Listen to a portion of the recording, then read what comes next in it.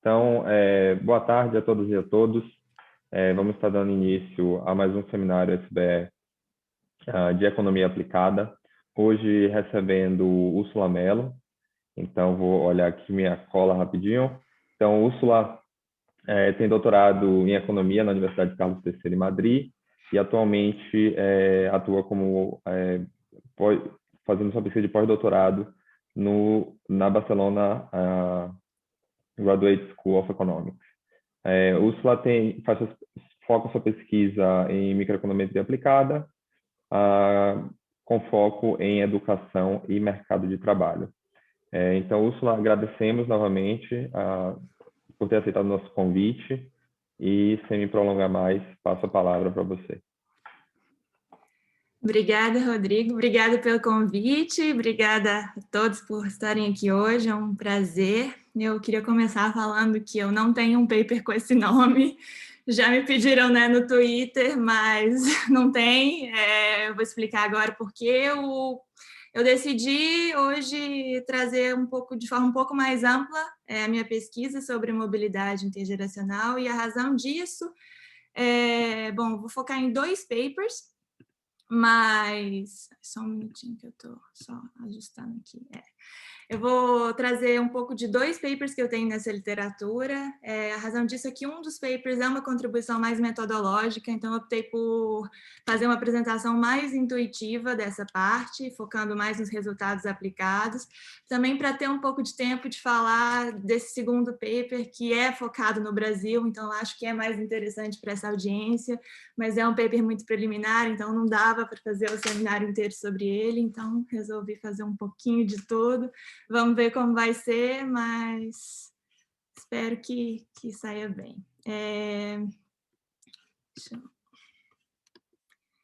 Primeiro, começar um pouco motivando nessa pergunta, porque primeiro que quando eu falo de mobilidade, o que eu estou falando de mobilidade relativa, que é de alguma medida que busca medir o tanto que a posição relativa de um indivíduo em uma sociedade é dependente ou independente da posição dos seus pais.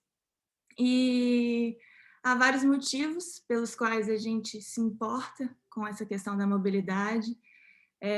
Um relatório de 2018 do Banco Mundial resume esses motivos em 3 pontos, e eu achei muito interessante trazer esses 3 pontos. A primeira questão é por uma questão de equidade, de justiça. A maioria das pessoas considera injusto o fato de que a gente viva numa sociedade tão desigual, principalmente falando de desigualdade de oportunidades, né, que as circunstâncias do nosso nascimento sejam tão correlacionadas aos nossos outcomes futuros, que essas circunstâncias, essas desigualdades de oportunidades, elas sejam correlacionadas com essa baixa mobilidade e, consequentemente, com a perpetuação dessa desigualdade, a desigualdade também na geração futura. Existe uma regularidade empírica que tem se observado em vários contextos, essa Gatsby Curve, né, que é essa correlação positiva entre a desigualdade no cross-section, né, numa geração. Aqui, no caso, está plotando a desigualdade de renda em vários países, e aqui no eixo Y, o coeficiente, a intergenerational elasticity, né, que é o coeficiente de persistência da renda, né, a imobilidade. Então, existe essa correlação positiva. E, enfim, e o segundo ponto pelo qual a gente se importa com a questão da mobilidade é relacionado à eficiência. Então, não é só uma questão de equidade, né? Em uma sociedade com mais mobilidade, a tendência é que os recursos se encontrem de forma melhor, de forma ótima, que haja um matching melhor entre os recursos e as habilidades dos indivíduos, enquanto em uma sociedade com menos mobilidade, a tendência é que tanto capital humano quanto capital financeiro sejam mal alocados, haja esse problema de misallocation. Então, políticas que visem melhorar essa questão de mobilidade, elas também são políticas que tendem a promover o crescimento de longo prazo. E um terceiro ponto pelo qual a gente se importa com esse tema é um ponto que eu acho muito interessante, que é a questão das aspirações e da estabilidade social. Uma sociedade que seja percebida, né, como menos móvel, como que haja menos mobilidade, é difícil às vezes traduzir, né, na cabeça, acaba, né, afetando a forma como os indivíduos formam suas aspirações, acabam levando que aqueles indivíduos já, né, pensem que eles não poderão ter acesso a oportunidades no presente e no futuro, acabam levando à diminuição do investimento no capital humano, e isso, levado ao extremo, por consequência, pode gerar marginalização e até questões de conflito social. Então, a gente se importa com a mobilidade, é algo muito importante, mas é algo que é muito difícil de medir. E por quê? A gente precisa de dados bem específicos, né, para medir mobilidade. Idealmente, a gente quer dados que tenham, primeira coisa, family links, né, links de família, que a gente observe pais e filhos, e pelo menos idealmente. E o outro ponto é que a gente precisa de uma medida de status, de well-being, né, de bem-estar, ou de status socioeconômico. E assim, até hoje, assim, na literatura, a forma mais compreensiva de se medir esse well-being, esse bem-estar, é por meio do lifetime income, né, que é a renda vitalícia. Então, a literatura de mobilidade, ela tende a maioria da literatura se concentra em medir mobilidade de renda, a medida mais popular que se usa é esse coeficiente o intergenerational elasticity, né, elasticidade aí da renda, que é esse coeficiente beta de uma regressão ideal. Se a gente tiver esses dados, assim, a gente gostaria de fazer essa regressão, que é uma regressão do log lifetime income, da renda do filho, dos filhos, né, do filho, no log lifetime income da renda do pai. Esse beta é esse coeficiente que a gente está interessado, então a gente gostaria de ter, além dos family links, a renda completa de 2 gerações. Mas normalmente é muito difícil de ter dados assim, né? Somente os dados que eu conheço, acho que só os dados da Escandinávia que tem esse perfil ideal, né, para a gente medir mobilidade. Mas então, o que os pesquisadores normalmente fazem, né? O que a literatura fez? Normalmente, como a gente não observa isso, utiliza-se, na maioria dos casos, uma proxy dessa renda do lifetime, que é a renda de um único ano ou de alguns poucos anos, mas isso gera problemas. Hoje também se sabe, né, que essa medida é uma medida imperfeita e que gera um viés, que é esse problema daqui, ó, que é o life cycle bias. A ideia aqui é que a gente está plotando esse problema nos dados da Suécia, em que a gente observa a renda vitalícia tanto dos pais quanto dos filhos, então a gente consegue fazer estimar aquela regressão que eu falei anteriormente. Essa linha preta plota o coeficiente de elasticidade intergeracional verdadeiro, e aqui a gente faz um exercício variando aqui somente a renda dos filhos. Se eu não observo a renda vitalícia dos filhos, mas eu observo a renda de 1 ano, o que eu vou medir? E a ideia é que se eu observo o filho muito jovem, eu vou subestimar essa elasticidade, e se eu observo o filho mais num período mais avançado da vida, eu vou superestimar essa elasticidade. Esse é um problema que já é conhecido na literatura, né, o problema de life cycle bias. E por muito tempo a literatura lidou com isso somente tentando incluir controles de idade nessa regressão. E a grande parte da literatura de mobilidade, hoje, o que faz é tentar medir a renda por meio de uma média dos anos ao redor, ali mais ou menos da idade dos 40 anos. Mas hoje também já se sabe que isso não é uma solução adequada. E o motivo é que esse tipo de controle, né, vai controlar pelo crescimento médio mas não por variâncias da taxa de crescimento da renda ao longo da vida, e da forma como a renda cresce ao longo da vida é correlacionado à renda ou ao status, né, socioeconômico dos pais. Então, são soluções que ajudam no problema, mas que não eliminam o problema. E o que eu queria falar também é que essa questão é importante, né? Measurement matters. E principalmente se a gente quer realmente medir o nível da mobilidade, que é algo que a literatura tem feito.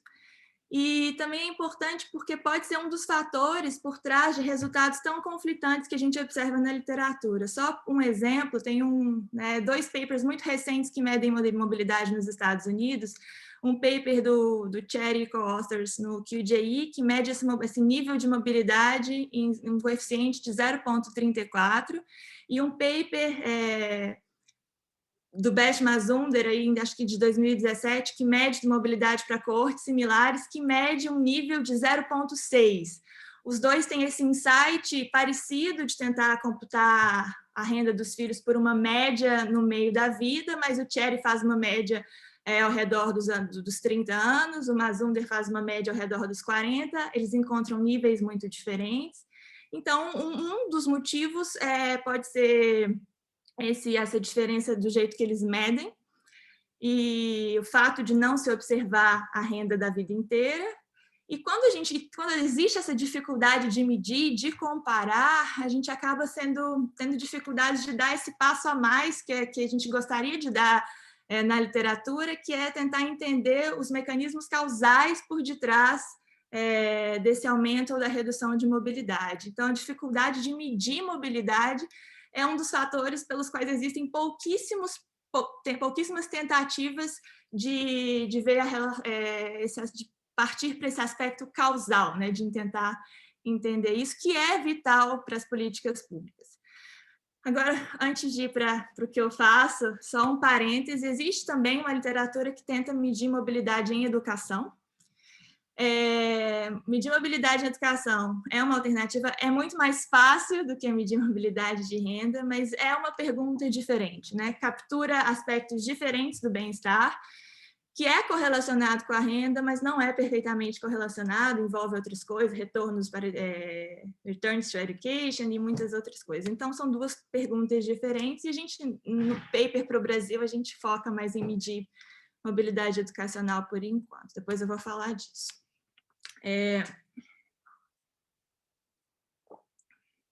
Então, estudar mobilidade é praticamente estudar mobilidade com dados imperfeitos, a não ser que eu esteja estudando, né, no caso da Escandinávia. Então, primeiro eu vou falar dessa contribuição metodológica de um paper que eu tenho com o Martin Nibon e o Ian Stuller, que são dois pesquisadores que têm trabalhado muito nessa questão de como melhorar os estimadores de mobilidade de renda.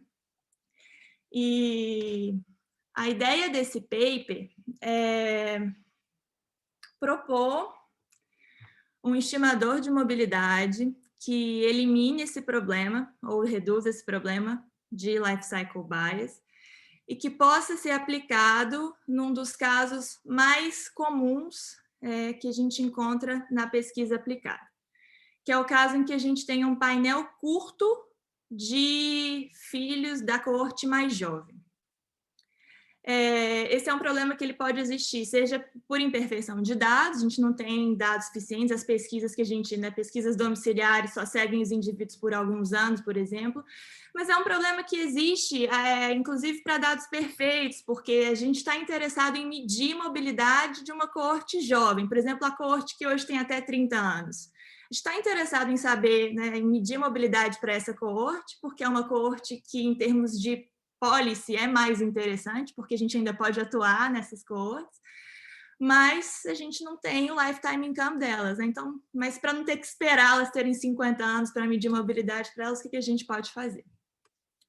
A ideia desse paper é um pouco diferente das propostas que eu falei anteriormente, ele não fala de, né, medir uma média de renda em uma fase da vida, em vez disso propõe uma outra alternativa, que uma outra menor parte da literatura propõe, que é tentar modelar o income profile, né, esse shape, a forma da trajetória da renda, a partir da estimação dessa trajetória de renda a partir de um perfil parcial. Então, a ideia é que eu observo um painel pequeno dos indivíduos e, a partir daí, eu tento estimar o lifetime income a partir desse perfil parcial. Então, a gente vai propor esse estimador, eu vou explicar, a gente vai testar a performance dele nos dados em diferentes settings, nos dados da Suécia, que são esses dados perfeitos para medir mobilidade, na PSID, que são dados dos Estados Unidos, e em dados simulados.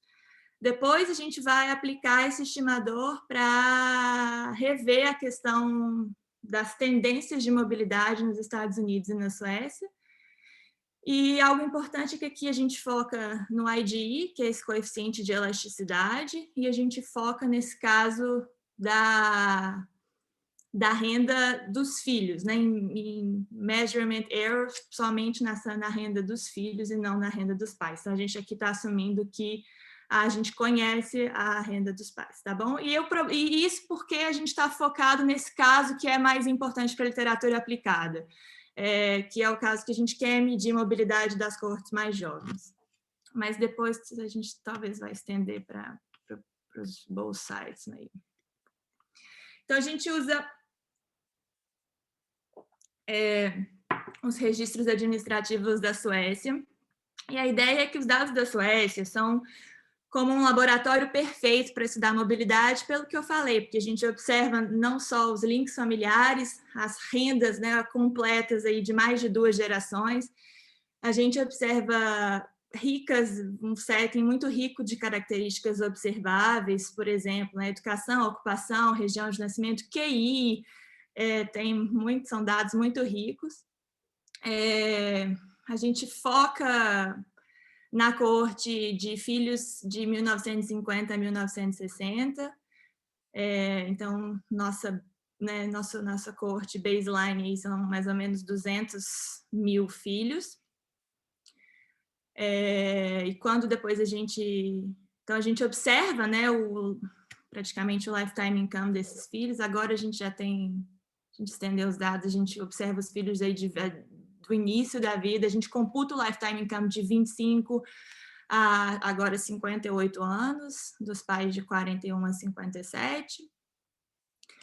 E depois a gente estende as observações para as coortes mais novas para medir as tendências. A gente também utiliza os dados dos Estados Unidos, a gente testa nos dados da Suécia, né, e depois também testa nos dados dos Estados Unidos, e para os Estados Unidos a gente usa a PSID, que é a pesquisa domiciliar mais extensa do mundo.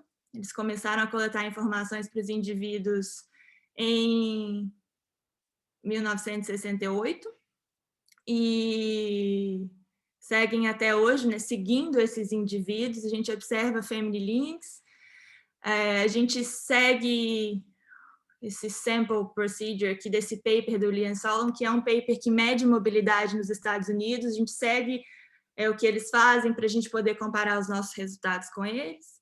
Mas a PSID tem esse problema de small sample, né? Então só tem 548 filhos que nasceram nessa coorte de 50 a 60, e um pouco mais de 2.000 quando a gente estende a análise até a coorte de 85.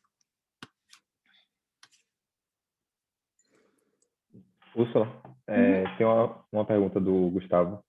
Já. Oi, Úrsula, tudo bem? Úrsula, está me ouvindo? Peraí. Tá sim, tá. Eu sem querer desativei. Estou te ouvindo. Não, perdão. Não, é rápido, porque filhos, é só filhos mesmo, não tem filhas? E por quê? Os dados têm, mas a literatura de mobilidade, ela foca, né, pelo menos historicamente tem focado nos filhos para realmente para abstrair de questões relacionadas à participação da mulher no mercado de trabalho, é mais para tentar, Legal. mas é possível. Perfeito. Só seguindo a literatura. Maravilha, obrigado. Obrigada. Inclusive, a gente pensa em fazer para PSID, acho que a gente vai fazer isso logo, porque o nosso sample está muito pequeno, e, enfim. Então, como o nosso objetivo aí é estimar, né, a renda aí no lifetime, a gente acha interessante, né, a gente se baseia no referencial teórico da literatura de income process, então a gente pega esse referencial teórico do modelo do Gouvernay, a gente pega emprestado aí da literatura de macro, mas assim, mais para entender o que é importante para modelar essa trajetória de renda ao longo de toda a vida. E nesse modelo do Gouvernay, a renda do indivíduo I, com experiência H e tempo T, é modelado como uma soma de alguns componentes. Essa função G modela o crescimento da renda, que é baseado explicado por variáveis observáveis, por exemplo, a educação, a ocupação, coisas que a gente observa do indivíduo. Tem um efeito fixo do indivíduo, tem um crescimento da renda que é individual specific, que é específico do indivíduo. Tem um componente, um choque permanente, que é modelado como um AR1 process, e tem um choque transitório, que é mean reverting, e ele se dilui aí com a idade. O que é importante aqui para a gente, nesse contexto intergeracional que a gente viu, é que existem três componentes que são relevantes aqui quando a gente vai pensar em modelar isso no contexto intergeracional. O primeiro é esse componente, que é o crescimento explicado por variáveis observáveis. O segundo são choques transitórios. Vou explicar tudo por quê, tá? E o terceiro é esse componente, que é o componente não explicável pelas variáveis observáveis, mas que é importante no nosso contexto, porque mesmo ele não sendo explicado pelas observáveis do indivíduo, ele é correlacionado com o contexto familiar. Então, se a gente não modelar esse componente, a gente vai ter um estimador viesado. Então, acho que esse foi assim, o grande insight que a gente teve nesse paper, reunindo aí literaturas diferentes. E aqui são evidências desses componentes aqui nos dados da Suécia. Esse painel A, ele mostra as trajetórias, o income profile, né, de indivíduos de diferentes grupos de educação. Então, ele mostra que a trajetória é bem diferente, dependendo da sua educação, ou seja, controlar por essas observáveis, por esse crescimento que depende de renda, que depende da educação, da ocupação do indivíduo, vai ser muito importante. Esse painel B, ele mostra a evidência daquele componente que são os choques transitórios. Por quê? O que a gente faz aqui? A gente divide os indivíduos em 4 grupos, dependendo da renda quando eles tinham 35 anos.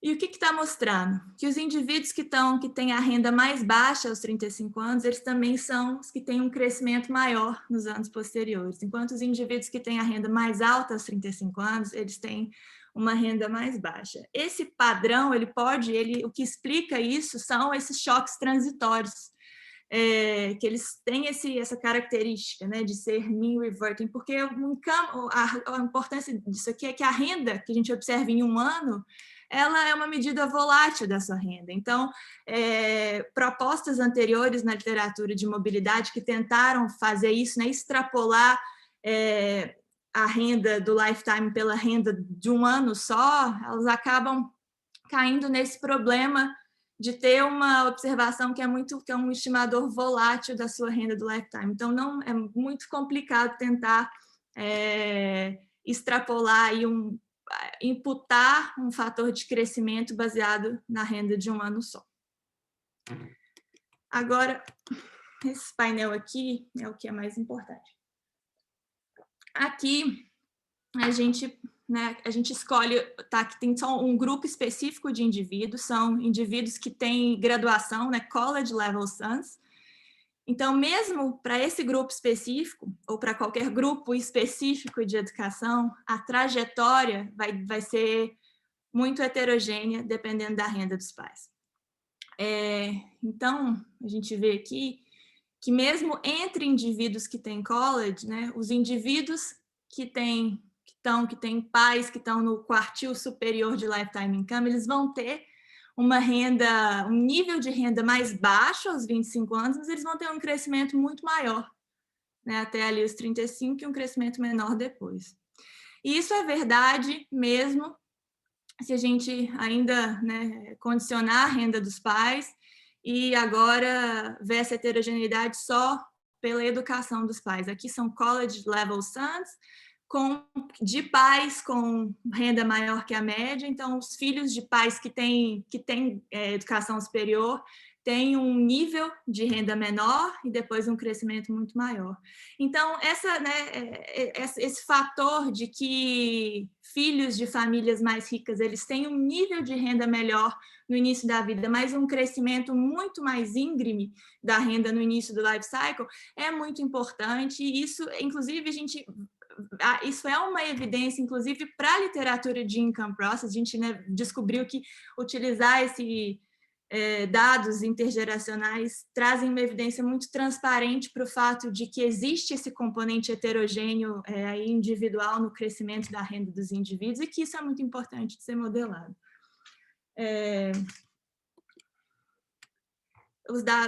Existe evidência disso também nos dados da PSID, não só nos dados da Suécia, que eles são, né, mais noisy por causa do small sample. E aqui ali a gente plotou alguns grupos específicos, aqui é só uma evidência mais formal, né, dessa heterogeneidade de crescimento. Aqui a coluna 1, a gente está plotando aqui o crescimento, né, da renda do indivíduo pelo log lifetime income do pai. E aqui na coluna 1, a gente não está controlando pelo crescimento, por heterogeneidade nas observáveis, né? Então, o que a gente está mostrando aqui na coluna 1 é que se a gente, sem controlar pelo crescimento que é explicado pelas observáveis, aumentar um log point na renda dos pais leva a um aumento de 13 pontos percentuais no crescimento da renda dos filhos nessa idade de 25 a 30 anos. É muito grande essa diferença.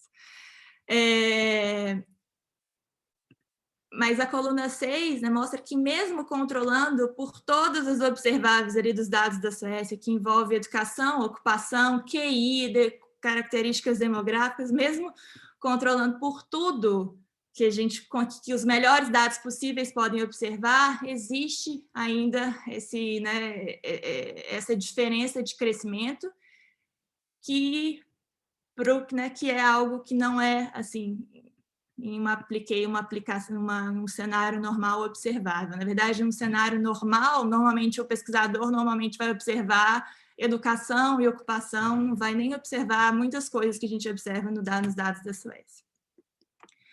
E a partir daí a gente faz uma proposta, né? Então, a partir desse framework teórico do income process, do estudo disso nos dados, a gente avalia os métodos que foram propostos anteriormente. Aqui eu vou só apresentar a nossa proposta, né, final, que é o que a gente chama aqui de Life Cycle Estimator, que ele é baseado em 2 etapas. A primeira etapa consiste em estimar os life cycle, né, o perfil completo, o life cycle profile dos indivíduos, baseado em características observáveis nesse indivíduo fixed effect. Mas agora, além, né, dando esse passo a mais, que ainda não havia sido dado na literatura, a gente propõe esse componente adicional, que é permitir que esse crescimento da renda também possa variar de acordo com informações que a gente observa sobre os pais. Então, numa primeira etapa, a gente estima, esse aqui é o log annual income, né, do indivíduo I, da coorte C do ano T. Então, a gente tem efeitos fixos do indivíduo. a gente tem um polinômio de idade, aqui é um polinômio que interage o componente observável, né, idade com informações do próprio indivíduo. Normalmente se observa educação e ocupação, ou ocupação. E agora a gente estende e nossa proposta inclui esse componente aqui, que é o componente HIP, né, que é essa heterogeneidade que depende das informações da família. Então, aqui vai ser uma interação entre a idade do filho, a educação do filho e a renda e a educação dos pais, dependendo do que a gente observa como pesquisador. Dependendo dos meus dados, eu vou variar isso um pouco, mas a gente está pensando em educação e renda dos pais. E aí, a segunda etapa, então, tem essa primeira parte que é a estimação, depois a gente vai, né, a gente faz uma predição desses valores de renda em todo o life cycle. Então, a ideia é, a gente está observando ali só indivíduos de, vamos supor, 25 a 35 anos. A gente vai juntar, né, várias coortes antigas também. Então, para esses indivíduos que a gente só observa até de 25 a 30 anos, a gente vai incluí-los nessa estimação e a gente vai conseguir fazer aí uma predição mais completa, porque a gente vai deixar que esse componente, esse crescimento da renda também varie de acordo com as informações dos pais. Tá bom?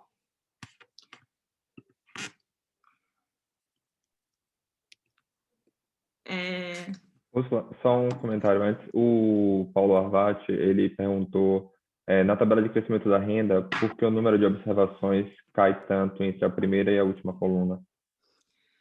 Cai tanto porque não é para todo mundo que tem informações sobre as variáveis, sobre todas essas variáveis. Por exemplo, QI é uma variável que não é observável para todo mundo, né? Para quem eles têm os testes de QI. Mas talvez a gente pudesse fazer essa primeira coluna só para esse sample que a gente observa tudo, né? Então, tá bom, é verdade. Mas eu acho que não muda. Mas é por isso.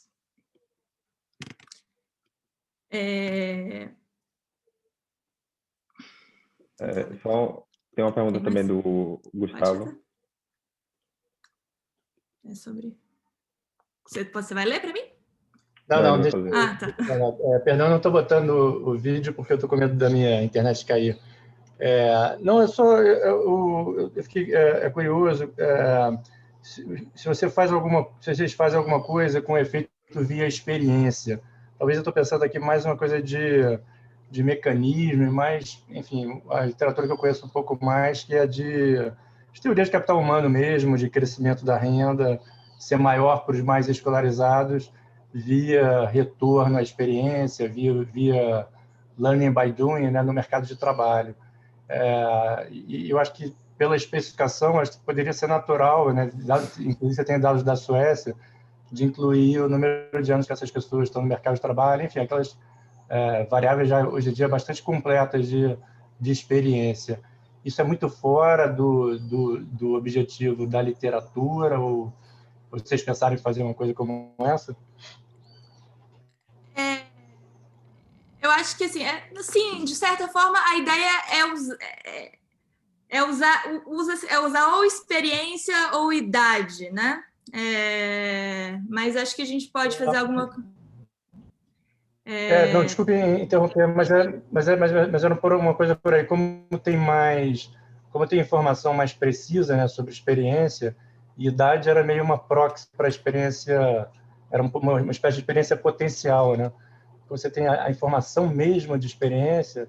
A minha pergunta seria assim, olha, de repente as famílias que têm os pais mais ricos, elas conseguem esse crescimento de renda maior ao longo da vida por participarem mais continuamente do mercado de trabalho do que as outras.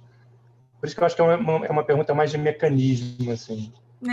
Não, mas é interessante. Eu acho que... Não,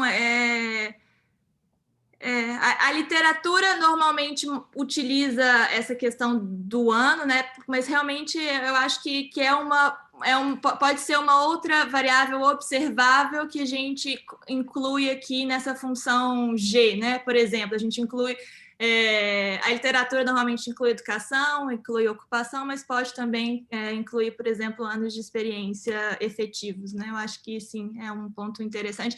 Na verdade, essa variável Z, né, ela pode incluir todas as observáveis, né? Acho que a gente tenta incluir aqui, pelo menos inicialmente, o que a gente pensa que um pesquisador vai observar, né?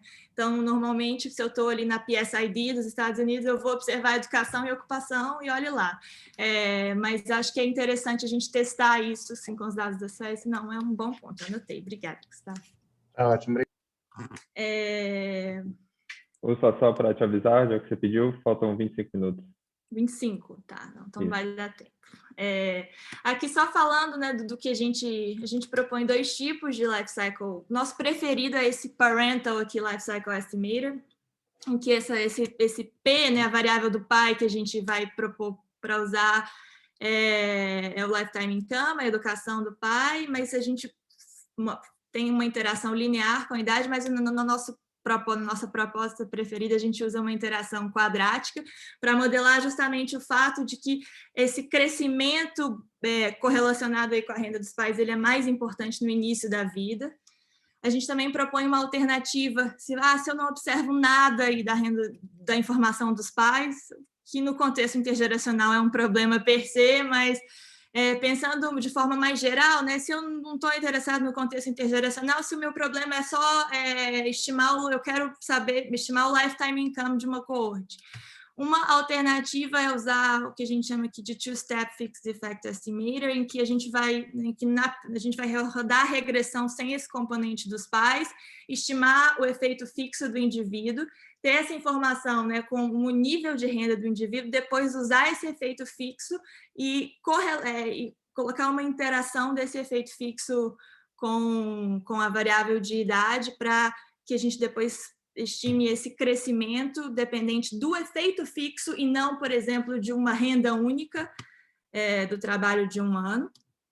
E aqui é só para mostrar que funciona bem, assim, aqui esse painel mostra os perfis verdadeiros pela renda do pai, de uma educação específica, e aqui, nesse painel aqui à direita, mostra um exercício que é, por exemplo, eu só observo aqui filhos de 25 a 30 anos, então, como é que eu consigo fazer essa predição do perfil de renda da vida inteira? E né, funciona bem nesse caso, e aqui eu queria mostrar os resultados, antes de falar do Brasil.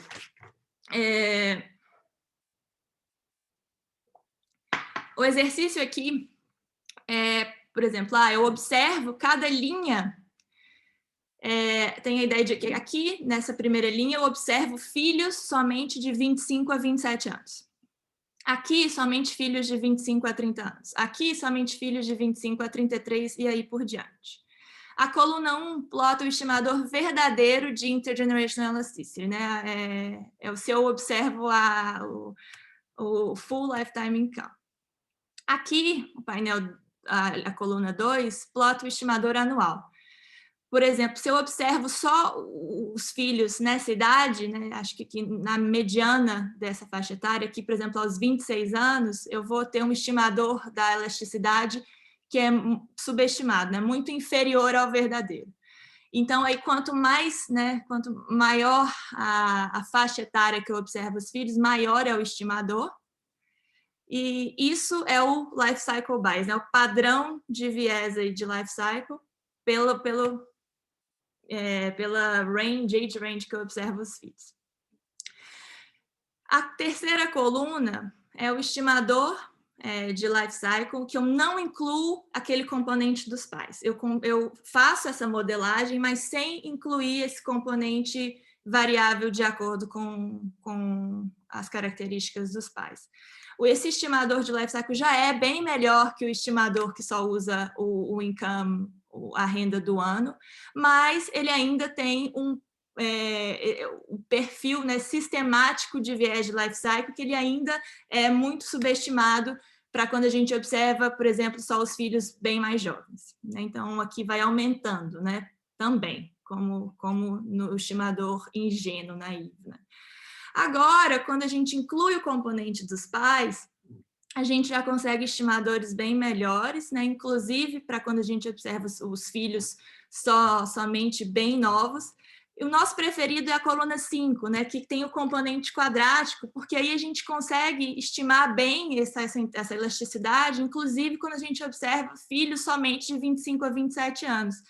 E aqui o estimador ele fica bem próximo do verdadeiro para todas as faixas etárias. E eu acho que a ideia, né, é aqui mostrar que está funcionando bem, principalmente esse daqui. A gente testa o estimador em diferentes situações, ele funciona quando a gente observa, né, somente os filhos bem jovens, ele funciona quando a gente observa só até 2 observações para o indivíduo, quando a gente observa um sample muito menor. Funciona quando a gente observa, quando a gente aplica nos dados da PSID, então a gente, né, mostra no paper vários cenários, e como ele funciona, a gente depois utiliza e faz uma application para mostrar, para avaliar, né, as tendências de mobilidade, tanto da Suécia quanto dos Estados Unidos, tanto para a gente ver, comparar com estimadores feitos anteriormente, tanto para a gente estimar a mobilidade para a coorte mais nova, né, que é a coorte que a gente só observa aí até os 30 anos, porque a gente está interessado. E esse é o último slide sobre esse paper, e a ideia, eu vou focar aqui na questão da Suécia, que é interessante. Essa linha preta é o estimador, se a gente usar todas as observações de renda para essa determinada coorte. Então, para as coortes, por exemplo, de 50 e de 60, a gente observa nos dados da Suécia praticamente o lifetime income completo delas. Então, a gente consegue, né, o estimador de elasticidade intergeracional é muito próximo, o vermelho é o nosso Life Cycle Estimator. Eles são estimadores, né, são muito próximos em nível, então o nível é muito parecido.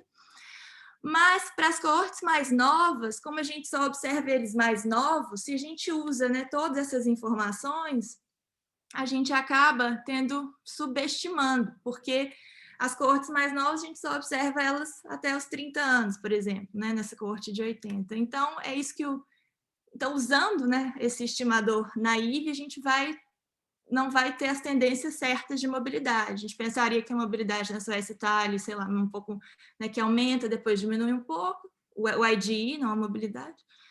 Mas com o estimador de life cycle, não. A gente vê que o IGE está aumentando, né? Então, que a mobilidade está diminuindo.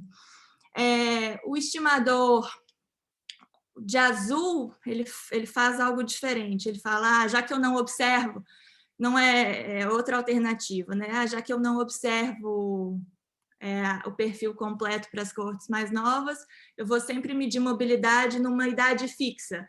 No caso, por exemplo, 25 a 30 anos. Isso também isso normalmente isso é o aconselhável, né, a se fazer quando não se observa o perfil completo de life cycle. Não é recomendável mudar, né, a forma como se mede. Caso se faça isso, os níveis de mobilidade vão ser sempre, né, são muito diferentes dos níveis verdadeiros, né, comparando a azul com a vermelha. As tendências a gente consegue capturar melhor, então, nesse caso. Então, caso, né, você não observe o perfil completo de renda, é melhor não variar.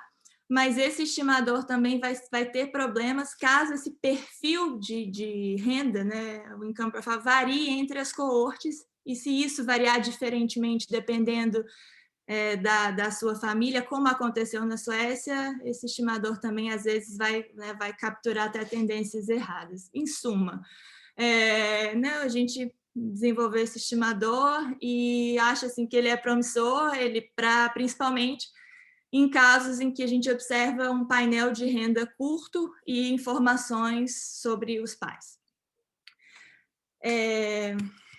Mas esse não é o caso do Brasil, né? No Brasil, a situação é muito mais complicada, né? Então, para medir mobilidade no Brasil, não dá para aplicar esse estimador, assim, pelo menos não por enquanto, né? Quando a gente tem... vou falar um pouquinho do Brasil. Agora... Essa aqui é uma outra contribuição. Eu sempre quis trabalhar com mobilidade no Brasil, inclusive eu me envolvi nesse paper aí com o Ian e com o Martin por causa disso, né? Eu queria entender um pouco mais de método para tentar estudar mobilidade no Brasil. E acabei fazendo isso de outra forma. Esse paper é com a Jéssica Gagete Miranda, Tomás Martins, que eles estão aqui, inclusive, falaram que vão ajudar a responder pergunta no chat, se tiver. Mas é um paper muito preliminar, então a gente vai apresentar só algumas ideias.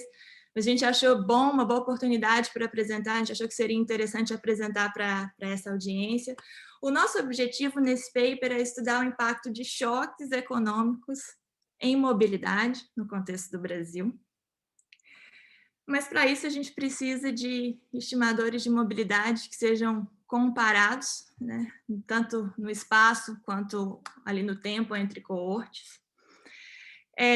Isso não é possível com os estimadores de mobilidade que existem para o Brasil hoje. O que se tem para o Brasil sobre mobilidade, pelo menos, né, até onde eu sei, são estimadores baseados nas PNADs de 96 em 2014, em que se pergunta a renda de um determinado ano para o indivíduo. Tem o suplemento da PNAD que pergunta a educação e a ocupação dos pais, então essa educação e essa ocupação dos pais é utilizado como instrumento para a renda dos pais. Mas isso, usar a PNAD não serve para os nossos propósitos, porque são 2 pontos no tempo só, a desagregação geográfica é muito baixa, só para 5 grandes regiões, então não dá para a gente fazer isso com a PNAD.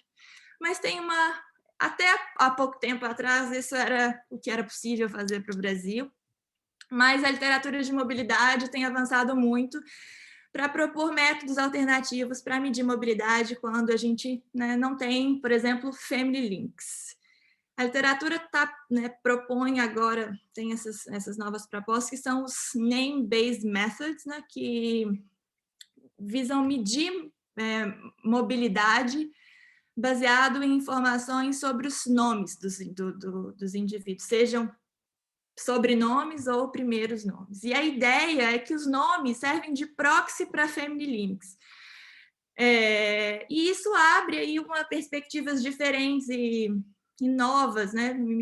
E para mim, exciting, né? Para medir mobilidade no Brasil, porque nos permitem usar outros dados. Por exemplo, nos permitem usar a RAIS, a RAIS identificada, ela tem os nomes dos indivíduos, o primeiro nome e o sobrenome, e a partir daí a gente pode tentar fazer algo mais, né?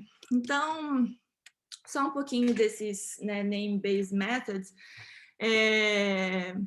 Quem tem interesse, tem esse paper que é muito bom, que é Santa Vita e Stuller, né, que é o meu outro coautor, que eles fizeram um paper aí, o Ian também foi meu orientador no doutorado. Eles revisam, né, esses diferentes métodos, comparam. Os métodos, a gente podem usar sobrenome, a intuição de usar o sobrenome é que uma das coisas que os pais transmitem para os filhos, né, além de status socioeconômico e várias outras coisas, é o sobrenome. E a intuição de usar o primeiro nome é que os pais escolhem os nomes dos filhos, e nessa escolha ali está impresso algo do status socioeconômico. As grandes vantagens de usar esses métodos baseados nos nomes é que eles permitem o estudo de mobilidade, por exemplo, em períodos históricos. Tem um paper muito recente, publicado no Review of Economic Studies, que mede mobilidade para Florença desde 1427. Então, para quem faz, né, dados históricos do Brasil, isso é muito interessante. Permite medir mobilidade em países em que não se tem dados, né, de família. Permite também caracterizar melhor a geografia da mobilidade. Eles utilizam, tem um paper no Economic Journal que eles utilizam um desses métodos e fazem, né, chegam a estimadores de mobilidade para as regiões aí da Itália. E nesse paper né, eles comparam esses diferentes métodos de sobrenome e o que eles acham. Eles comparam os métodos baseados nos nomes com os métodos diretos, em que você observa os TM-links, e o que eles falam ali é que esses name-based methods, eles passam no teste, né? E a partir deles é possível fazer essas comparações entre diferentes regiões geográficas ao longo do tempo. Com eles, a gente obtém padrões, os mesmos padrões que a gente obteria no caso dos estimadores diretos. Então, o que a gente está fazendo? A gente vai utilizar o Information Content of Surnames, que é o ICS, que é um método que foi proposto por Guel, Rodrigues e Telmer no Review of Economic Studies de 2015. E a ideia do ICS é que ele mede ele é o R2, né, de uma regressão, o R² de uma regressão do status socioeconômico em uma dummy de sobrenome. E ele vai medir o tanto da variância dessa variável dependente do estado socioeconômico, que é explicada pela variância dos sobrenomes. E a ideia é que quanto mais, né, desse estado socioeconômico é explicado pela variância do sobrenome, maior é a persistência e menor a mobilidade. Então, o primeiro passo é fazer essa primeira regressão, né, do estado socioeconômico nessa dummy de sobrenome. Tem um vetor, pode ter um vetor de controle, que é, por exemplo, raça ou ano de nascimento, alguns poucos controles.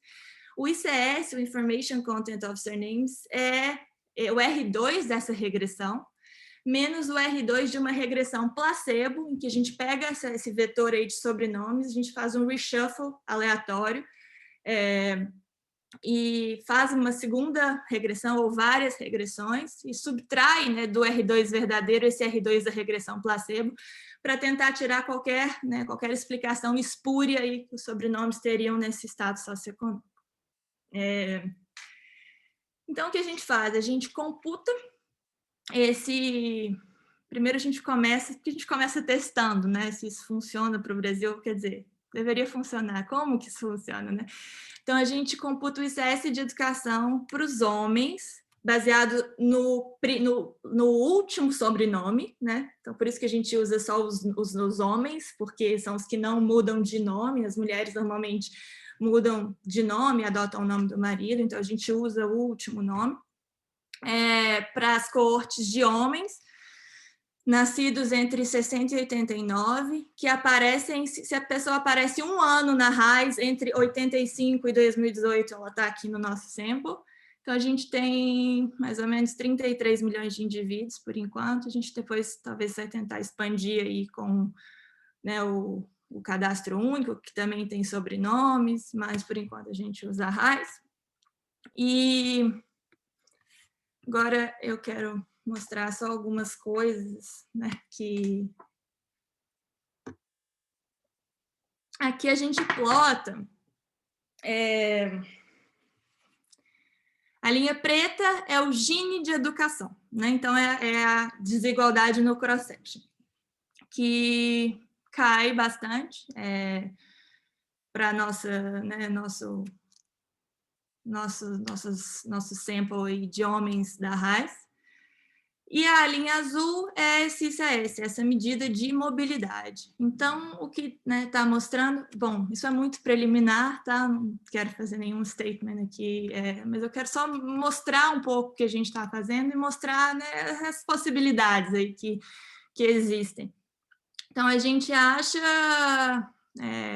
que há uma queda aí também desse CS, ou seja, um aumento da mobilidade, que parece ser mais modesto que a queda da desigualdade no cross-section, mas que existe aí entre as coortes de 60 e de 80. E agora é um padrão geográfico, aqui a gente plota o Gini também de educação, aqui por UF, e aqui o ICS de educação por UF. Então, a gente observa aí um padrão, a Gatsby Curve, aí, que é essa regularidade que se observa normalmente, em que a desigualdade no cross-section é associada à imobilidade, né? Então, aqui no topo, a gente tem alguns estados do Nordeste que estão entre os mais desiguais e os com menor mobilidade do Brasil. E aqui embaixo tem Santa Catarina, Rio Grande do Sul e alguns também estados do Norte. Mas aqui é para mostrar um pouco que faz sentido, as coisas que a gente observa com esse estimador. Então, o que a gente viu até agora aqui no agregado, parece que funciona muito bem, mas é muito mais desafiador. Então, o que a gente está fazendo agora? A gente está usando esses sobrenomes da RAIS para produzir estimadores comparáveis de mobilidade. A gente quer chegar no nível da micro-região para algumas coortes, 2 coortes, porque a gente quer usar isso, a gente quer ver o efeito de um choque econômico nessa variável, então a gente precisa de um estimador que seja comparável de mobilidade. Para chegar no nível da micro-região é mais desafiador, porque a gente precisa de que a distribuição de sobrenomes seja comparável entre regiões que são muito heterogêneas no Brasil. Esse ICS ele é interessante, ele identifica a mobilidade a partir dos sobrenomes raros, Então, a gente precisa de sobrenomes raros, sobrenomes pouco informativos e que são muito comuns no Brasil, não identificam esse padrão. Então, precisa de algumas coisas para dar certo, a gente precisa estandarizar essa distribuição de sobrenomes ali nas micro-regiões. E o que a gente viu há pouco tempo é que uma alternativa que, por exemplo, não é possível no caso da Itália, onde eles desenvolveram esse método, mas que funciona no Brasil, a gente acha, a gente está testando, é utilizar a combinação dos 2 sobrenomes, porque isso nos permite aproximar mais os links familiares, encontrar ali irmãos. E, enfim, eu acho que eu já vou terminando, eu queria falar um pouco disso, que, bom, eu vou concluir falando que é muito importante isso da mobilidade, mas medir mobilidade é muito desafiador, é muito mais desafiador no caso de países em desenvolvimento como o Brasil, como vários países da América Latina, porque a disponibilidade de dados com links familiares é muito mais difícil. Mas é um setting que é muito importante da mobilidade, principalmente por causa da grande desigualdade, dessa associação que existe entre desigualdade e mobilidade. A gente precisa de métodos inovadores, de dados melhores e explorar esses name-based methods na minha opinião, uma alternativa interessante para o caso do Brasil, tanto para o contexto geográfico, que é um pouco do que a gente está fazendo, quanto para o contexto histórico, que eu acho também muito interessante, Então, fica aí uma ideia, e eu acho que eu posso concluir aqui, Rodrigo. Obrigada, e aberto aí para... Muito obrigado, Úrsula.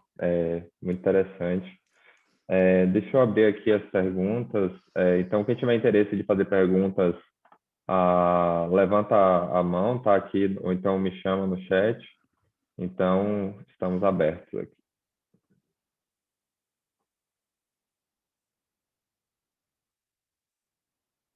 A pergunta do Vitor: a migração entre regiões pode influenciar a distribuição dos sobrenomes e a mobilidade? Pode.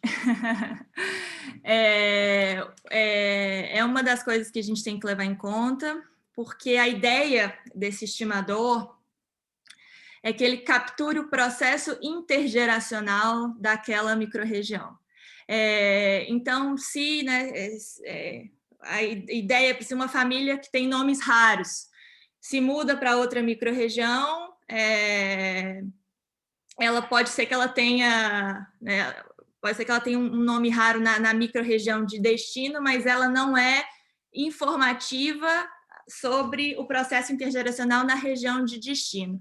O que eles fazem no paper da Itália para tentar lidar com isso é utilizar uma medida de sobrenome local. Então, eles restringem os sobrenomes para sobrenomes que sejam local enough, né? Que sejam mais próprios daquela microrregião. Então, para analisar essa questão geográfica, a gente precisa tanto de sobrenomes que sejam raros, tanto quanto de sobrenomes que sejam mais próprios daquela microrregião. O que na Itália parece que é algo mais fácil, parece que os sobrenomes da Itália são muito locais. No Brasil, a gente viu que isso é mais difícil, tem regiões com sobrenomes muito locais e regiões com sobrenomes muito pouco locais. Por isso, a gente viu que para o Brasil usar os dois sobrenomes talvez faça mais sentido. Mas sim, é um ponto que tem que ser levado em conta. Vou dar a pergunta do Pedro, foco exato.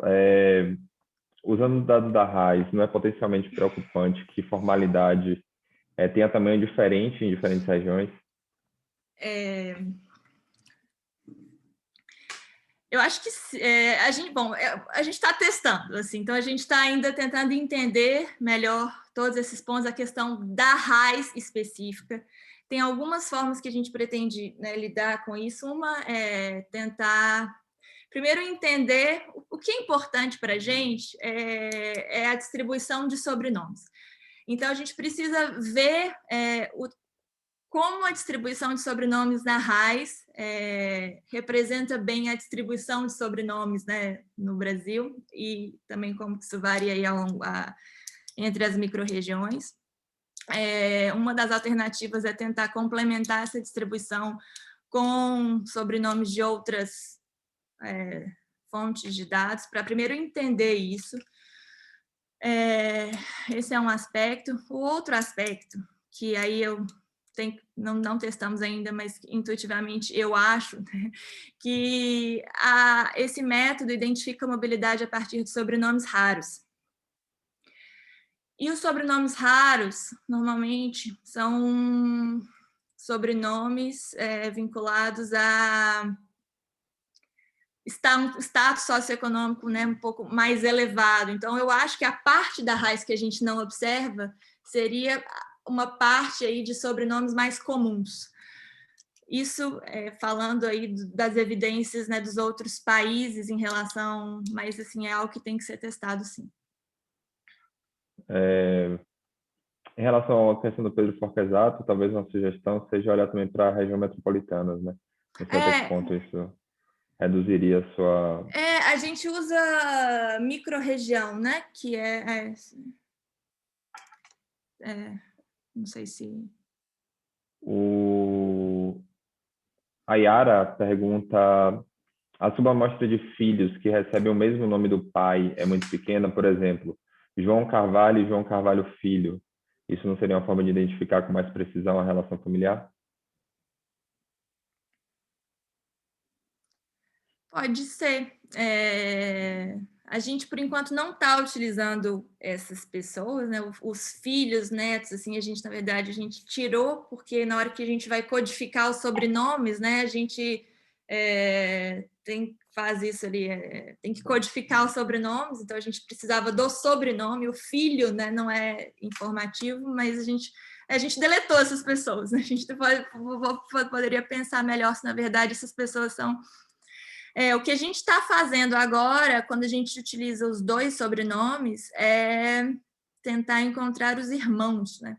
Então, mais ou menos, a gente seleciona uma coorte e usa os dois sobrenomes, a gente viu que isso está dando certo porque a gente está encontrando os irmãos, que é uma forma de aproximar melhor os links familiares.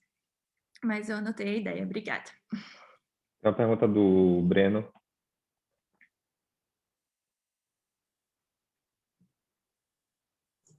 Pronto. Obrigado, Rodrigo. Eu estava só pensando, primeiro, obrigado pela apresentação. Eu estava só pensando se talvez trabalhar com mulheres para ser o link do pai não um pouco mais fácil, porque você vai conseguir restringir a partir da idade. Porque, assim, você vai ter idades impossíveis por ser muito jovem, né? Por exemplo, mesmo que o sobrenome seja parecido, isso te serve para poder tirar idades impossíveis, mas a mulher, por questão biológica, você também consegue uma restrição do outro lado. Então, talvez fique mais fácil para melhorar a identificação por esse caminho, tentando só testar. Eu não sei se vocês tentaram isso, mas é só uma coisa que eu estava pensando, sabe? Porque o grande desafio é a identificação, né, correta. E tem muitos nomes que, pelo menos para o Brasil, vai ser muito comum. E eu desconfio que talvez nomes raros, europeus, talvez você fique vezado com famílias mais ricas, né? Então, fique mais difícil identificar uma distribuição completa de renda semelhante à distribuição completa que a gente tem na RAIS, que ainda é uma coisa vezada porque é trabalho formal e metade do Brasil é informal, né? Era só isso o comentário mesmo. Eu achei mais fácil do que eu digitar nos códigos, no chat, desculpa. Obrigada, Breno. Só um ponto que eu acho interessante é que quando a gente seleciona esse método identifica a mobilidade a partir de sobrenomes raros. Então, querendo ou não, ele identifica a mobilidade e os sobrenomes raros, eles são correlacionados com o status socioeconômico. Então, ele identifica mobilidade de determinada região ou de determinada a partir de uma parcela da população, tá? Mas algo que eles testaram, né, inclusive nesse paper do Stuller e do Santa Vida, que eles viram que mesmo a gente utilizando uma parcela da população para identificar o processo intergeracional, eles, pelo menos no caso que eles testaram, né, que foi com os Estados Unidos e com a Finlândia, eles viram que mesmo, né, isso capta de forma correta o padrão aí do processo intergeracional. Inclusive, eles falam isso, né, e falam que funciona, né, nesses settings, né, que em outros settings é difícil, mas é interessante, esses são métodos novos, né, então há muitas coisas ainda para serem compreendidas. E sobre usar as mulheres, a gente ainda não usou, assim, pelo menos nesses estimadores que a gente mostrou, para tentar sair um pouco da questão, né, de que mulher normalmente muda o sobrenome. Mas quando a gente usa os dois nomes, a gente acha que dá para usar as mulheres, porque aí a mulher só fica no sample se ela tem, né, alguém que tem os dois sobrenomes iguais, e aí e da mesma corte, que nasceu ali perto dela. Então aí a mulher acaba só ficando no sample se ela realmente tem, assim, um irmão, né, que tem os dois sobrenomes. Então a gente arrumou aí uma alternativa para voltar com as mulheres, mas assim, tá tudo sendo testado ainda.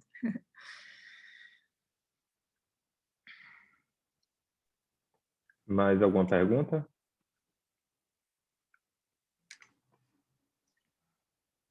Não? Então, deixa eu pausar aqui. Vamos bater palmas primeiro para a Úrsula, desculpa. Então, Úrsula, muito obrigado mais uma vez pela apresentação, por ter aceitado o nosso convite. Foi um excelente seminário, bastante comentários sobre isso no chat. Vou parar aqui a gravação.